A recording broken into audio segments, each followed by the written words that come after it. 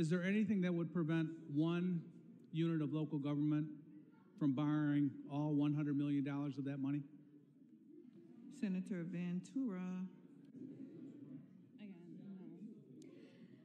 No, it would be at the discretion of the IFA. So, I mean, they're going to have a number of projects come their way, and they need to prioritize that, and hopefully they would be able to share that around. The long-term goal is for them to continue to grow this fund by the interest that's paid in to continue to offer loans to other local governments.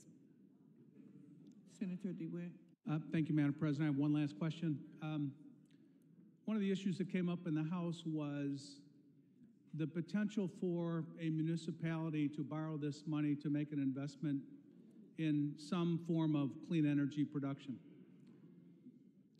What would happen down the road if, for instance, state government were to decide that this particular method of clean energy production all of a sudden became illegal or ineffective, and the state were to ban the type of energy production being produced with this investment? Would the state then assume that debt that local government had taken on in order to invest in that clean energy production that had been pulled out from under them?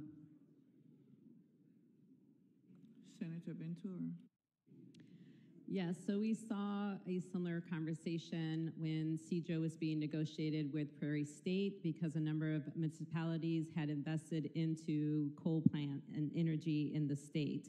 I believe the way that they worked that out is they provided carve-outs for that and allowed the coal plant to come to some reporting mechanism by a certain date. I would imagine that this would follow in the same suit. If that was to happen, that there would be some type of negotiation that would allow those cities to be protected as they found solutions to move away from that type of energy. Senator DeWitte.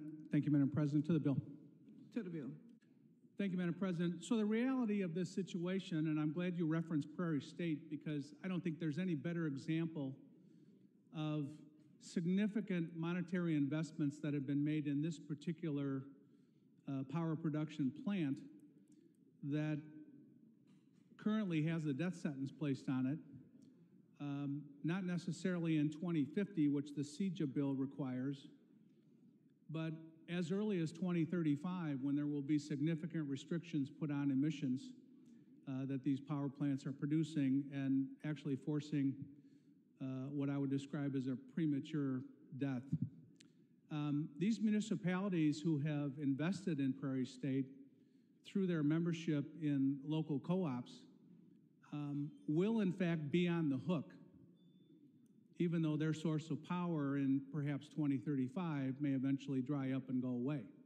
Some of these municipalities have investments extending into 2042 and even 2045, and they will be on the hook, and their taxpayers and residents will be on the hook because there is no way out for them based on those investments they've made. I applaud the intent of this legislation. I think the potential for financial tragedy is too great, and I would urge a no vote. Thank you. I appreciate the concerns the senator has brought up, especially for our cities and their residents. I imagine that there will be ongoing conversations about how to protect the taxpayers, but this is not about Prairie State. This is about saving taxpayer dollars. Currently, cities can do this today, but the local government can't. So what this allows them to do is instead of going to the bond market, where there may be bonds at 4 to 6% or higher, they can go to the IFA and get a climate bank loan for 2 to 3%. That percentage saves taxpayer dollars over the long run. This can be used for projects such as fixing their HVAC units, which would also save dollars to taxpayers because they'd be getting a better energy price. I urge an aye vote.